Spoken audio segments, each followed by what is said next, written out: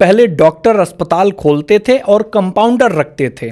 इन दिनों उल्टा हो गया है, आजकल कंपाउंडर अस्पताल खोलते हैं और डॉक्टर रखते हैं। बड़ों का प्रेम प्रसंग छोड़िए, आजकल छोटे छोटे बच्चे इतने हाईटेक हो गए कि मैं आपको बता नहीं सकता। वो एक एलकेजी का बच्चा लड़की से कह रहा था कि तू मुझसे शादी करेगी? लड़की ने बोला नहीं। लड़का बोला कल लेना। लड़की बोली नहीं कलूंगी। लड़का बोला कल ले, मैं तेरे को टॉफी दूंगा। लड़की बोली इसलिए तो नहीं कलनी, मेरी ऑलरेडी किसी से कुलकुले में बात हो गई है। एक पत्नी ने पति को फोन किया, पूछा कि हेलो कहाँ हो? पति ने कहा याद है पिछली दीपावली को हम एक ज्वेलरी की दुकान पर गए थे जहां तुम्हें एक हार पसंद आया था। पत्नी ने कहा हाँ याद है। पति ने कहा और उस समय मेरे पास पैसे नहीं थे। पत्नी खुशी से बोली हाँ हाँ याद है। पति ने कहा और मैंने फिर कहा था कि यह हार एक दिन तुम्हें लेकर दूंगा। पत्नी और ज्यादा खुशी से बोली हाँ हाँ बहुत अच्छी तरह से याद है। तभी पति ने कहा कि तो बस उसी की बगल वाली दुकान पर बाल कटवा रहा हूं। भाई साहब, जब मैं छोटा था तब किताबों में पढ़ा था कि बिजली पानी से बनाई जाती है, लेकिन आजकल बिल देखकर लग रहा है कि बिजली पानी से नहीं देसी घी से बन रही है। एक टीचर ने क्लास के बच्चों से कहा कि बच्चों वादा करो कि कभी शराब सिगरेट नहीं पियोगे। बच्चे बोले नहीं पिएंगे। टीचर ने बोला कभी लड़कियों का पीछा नहीं करोगे। सभी बच्चों ने कहा नहीं करेंगे। टीचर ने बोला लड़कियों से दोस्ती नहीं करोगे। बच्चे बोले नहीं करेंगे। टीचर ने बोला वतन के लिए जान दे देंगे। तभी एक बच्चा खड़ा हुआ, बोला कि सर दे देंगे, ऐसी जिंदगी का करेंगे भी क्या। आप सबकी जानकारी के लिए एक बात बता दूं, अब शराब पीने वालों को शराबी नहीं बोला जाएगा। नया नाम अल्कोहल कंज्यूमिंग पर्सन डिसाइड किया गया है। शॉर्टकट में एसीपी बोल सकते हैं। कल एक दोस्त ने अपने दूसरे दोस्त से कहा कि यार जब मेरी शादी के लिए कुंडली मिलाई गई थी तब पंडित जी ने कहा था बधाई हो 36 में से 32 गुड़ मिल गए। तब पहली बार मुझे पता चला था कि मुझ में 32 गुड़ भी हैं। कॉमेडी छोटी छोटी बातों में है। एक पति ने अपनी पत्नी से कहा कि कहाँ गई थी? पत्नी ने कहा जी रक्तदान करने। तभी पति ने कहा कि पीते पीते ओवरफ्लो होने लगा है, जो अब बांटने भी लगी हो। भाई साहब, कुछ लोग इतने पतले होते हैं कि उनकी पर्सनालिटी को देख करके लगता है कि उनके शरीर को केवल आहार नहीं, कपिला पशु आहार की भी जरूरत है। आप जब भी बड़े बड़े होटलों में जाइए, आपको एक सीक्रेट बताता हूं, आप अप्लाई कर सकते हैं। एक मरा हुआ मच्छर हमेशा अपने जेब में रखें, वो ऊंचे से ऊंचे होटल में भी आपके खाने का बिल फ्री करवा सकता है। एक परीक्षा में सवाल पूछा गया कि सच्चा मित्र किसे कहते हैं? पप्पू ने धमाकेदार जवाब दिया कि सच्चा मित्र वो होता है जो आपकी गालियां सुनता है और आपको सेटिंग करने में आपकी सहायता करता है, आपकी क्रश को भाभी भाभी बोलता है और आपके घर वालों की नज़रों में गिरा रहता है, वही सच्चा मित्र होता है। एक बार पुलिस वाले थाने में पप्पू की धुनाई कर रहे थे। पुलिस वाले ने कहा बता तूने अपने दोस्त आशुतोष को ट्रक के नीचे क्यों फेंका? पप्पू ने कहा कि साहब वो तो खुद ही मरने वाला था, इसलिए मैंने फेंक दिया। पुलिस वाले ने कहा तुझे कैसे पता कि वो मरने वाला था? पप्पू बोला कि वो अपनी शादी के कार्ड बांट रहा था।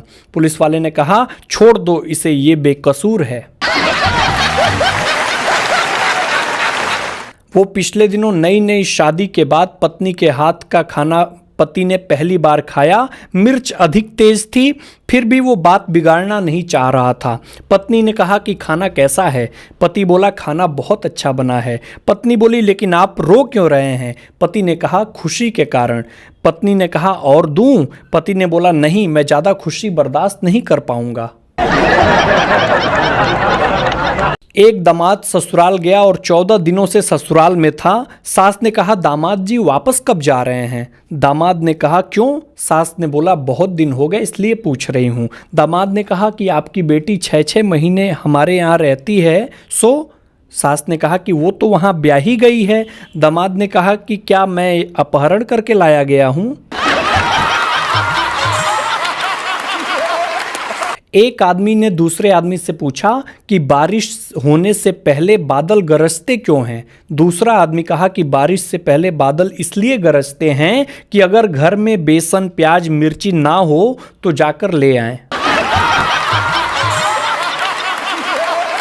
पिछले दिनों एक पत्नी ने पति को सिर पर जोर से बेलन मारा। पति ने कहा कि बेलन क्यों मारा? पत्नी ने कहा तुम्हारी जेब से एक कागज मिला है जिस पर शबनम लिखा है। पति ने कहा अरे मैंने पिछले हफ्ते जिस घोड़ी का रेस किया था, जिस पर दांव लगाया था, उसका नाम शबनम था। पत्नी ने कहा यार रियली सॉरी। फिर अगले दिन पत्नी ने पति को फिर बेलन मारा। पति ने कहा कि अब क्यों बेलन मारा? पत्नी ने कहा वही तुम्हारी घोड़ी का आज फोन आया था। एक बार एक थानेदार कल्लू शराबी से बोले कि एक बात बता, शादी में दुल्हन के साथ 2-3 लड़कियां साथ में क्यों आती हैं? कल्लू शराबी बोला क्योंकि साहब जब किसी भी प्लॉट की रजिस्ट्री की जाती है तो आसपास की जमीनें भी दिखानी पड़ती हैं। भाई साहब एक जमाना था जब लोग प्यार में अमर हो जाया करते थे। फिर एक समय आया लोग प्यार में अंधे हो गए। अब तो समय वो आ गया है जब प्यार में लोग तोतले हो गए हैं। मेला बाबू गुच्छा तो नहीं कलेगा, मेले बाबू ने थाना थाया। कल मेरा बचपन का एक दोस्त मिल गया, बहुत खुश था। मैंने बोला भाई इतने खुश क्यों हो, आजकल प्यार में पड़ गए हो क्या? तो बोल रहा है कि प्यार में तो मैं उसी दिन हो गया था जब बचपन में 26 जनवरी को निकलने वाली स्कूल की रैली में चिल्लाकर उसने बोला था कि सर जी देखो ये लड़का हाथ पकड़कर नहीं चल रहा है। बस उसी दिन प्यार हो गया। पिछले दिनों एक बच्चे ने पार्लियामेंट के पास अपनी साइकिल खड़ी कर दी। पुलिस वाले ने कहा कि तुम्हें पता नहीं है कि ये वीआईपी क्षेत्र है, यहाँ से कितने सांसद, मंत्री और बड़े बड़े नेता इधर से गुजरते हैं। बच्चा बड़े मासूमियत से बोला कि कोई परवाह नहीं, मैंने ताला लगा दिया है। एक बार एक चिड़ियाघर में एक तोते के पिंजड़े के बाहर लिखा था इंग्लिश, हिंदी और भोजपुरी बोलने वाला ये तोता है। तभी एक आदमी ने टेस्ट करने के लिए तोते से इंग्लिश में पूछा हु आर यू? तोता ने कहा आई एम पैरट। अगले बार उसने हिंदी में पूछा कि तुम कौन हो? तोता बोला मैं एक तोता हूँ। अगले बार फिर हो गया, फिर आदमी ने भोजपुरी में पूछा तू के हुआ? तोते ने कहा तुहार बाप हैं सरऊ, एक ही बतिया 4 बारी पूछत हुआ, सारे पटक के लतिया दे। एक टीचर ने बच्चे से पूछा कि बेटा कल स्कूल क्यों नहीं आए? बच्चा बोला कि मेरी तबीयत ठीक नहीं थी। टीचर बोले अच्छा तो कल डॉक्टर की दवाई वाली पर्ची लेकर आना। बच्चा बोला मैं तो झाड़ फूक करने वाले बाबा के पास गया था, आप कहेंगे तो भभूत लेकर आऊंगा। कल मेरा दोस्त मनीष बहुत दुखी था। मैंने बोला भाई इतने दुखी क्यों हो? तो बोल रहा है पत्नी ने साफ साफ कह दिया है कि घर पर रहना है तो सुबह शाम बीजेपी करना पड़ेगा। मैंने बोला ये बीजेपी क्यों करना पड़ेगा? तो मेरे दोस्त ने कहा कि उसने, मेरी पत्नी ने बताया है कि बीजेपी का मतलब बी फॉर बर्तन, जे फॉर झाड़ू, पी फॉर पोछा। बर्तन झाड़ू पोछा सुबह शाम करना पड़ेगा। पिछले दिनों भाई साहब एक पत्नी ने फेसबुक पर पोस्ट डाला कि वो औरतें ही थीं जिनकी याद में ताजमहल बनवाए गए, हमारी तो कब्रें भी पक्की करवाई जाएंगी कहीं वापस ना आ जाए। पिछले दिनों पप्पू अपने ससुराल में गुरुजी का प्रवचन सुनने आया। गुरुजी बोले जो जो स्वर्ग में जाना चाहता है अपने हाथ ऊपर करे। तभी पप्पू की पत्नी ने हाथ ऊपर किया। गुरुजी ने पप्पू से पूछा कि क्यों तुम स्वर्ग नहीं जाना चाहते? पप्पू बोला गुरुजी यही चली जाएगी तो यहीं पर स्वर्ग हो जाएगा। तभी गुरुजी ने अपने चेलों से कहा कि इस ज्ञानी पुरुष को अपने टीम में शामिल करो। एक बच्चे ने टीचर से पूछा कि सर सीज फायर किसे कहते हैं? टीचर भी कमाल के बोले कि झगड़ा होने के बाद अचानक मेहमान के आने पर मियाँ और बीवी में जो काम चलाऊं बातचीत होती है उसे सीज फायर कहते हैं। कल मेरे दोस्त आशुतोष की पत्नी ने कहा कि चल उठ जाओ 8 बज चुके हैं। पति ने बोला कि यार आज ना आंख नहीं खुल रही, कुछ ऐसी बात सुनाओ जिससे मेरी आंख खुल जाए।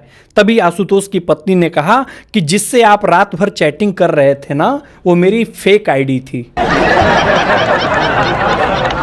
पिछले दिनों मेरा दोस्त अखिलेश बहुत उदास था। मैंने उससे पूछा कि भाई इतने उदास क्यों हो? तो बोल रहा है कि यार अपनी शादी में किसी को कहते हुए सुन लिया कि कोई बढ़िया लड़का नहीं मिला था क्या। भाई साहब, पुरुषों का महा सीक्रेट आपको बताना चाहता हूं।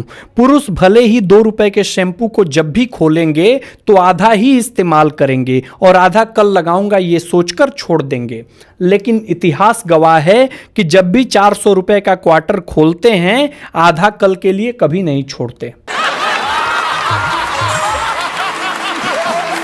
जब भी आपको कोई चाइना का व्यक्ति 5 फुट से ऊपर का दिखाई दे तो समझ जाइएगा कि हमारे ही पूर्वजों ने कैलाश मानसरोवर से आगे की यात्रा की है। कल मेरा दोस्त बोला कि यार बुआ के पैर छूने के बहाने उनकी पायल लपेट ली, इस महीने जेब भारी रहेगी मित्र। हर औरत अपने बच्चे को कृष्ण बनाकर तो बहुत खुश होती है, पर पति में जरा सा भी कृष्ण नजर आए तो मार मार कर भैरव बाबा बना देती है। दिल में बस